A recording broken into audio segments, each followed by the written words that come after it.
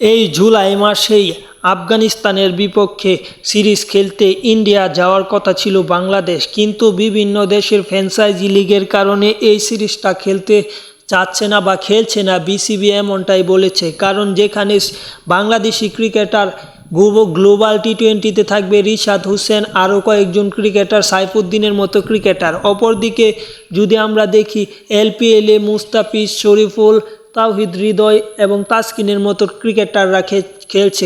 Global টি-20 এবং major লিগসে খেলছে সাকিব আল হাসান। তারপর কানাডার টি-20 লিগে আরও কয়েকজন প্লেয়ার খেলছে। সব কিছু মিলিয়ে এই সিরিজটিতে বাংলাদেশ তেমন প্রতিদ্বন্দ্বী করতে পারবে না, বা ইন্ডিয়ার মাটিতে সেই সিরিজটি তেমন জমজমাট হবে না, বা বিভিন্ন কারণে এবার জিম্বাবুয়ের আফগানিস্তানের বিপক্ষে এই সিরিজটি বাতিল করেছে বাংলাদেশ ক্রিকেট বোর্ড।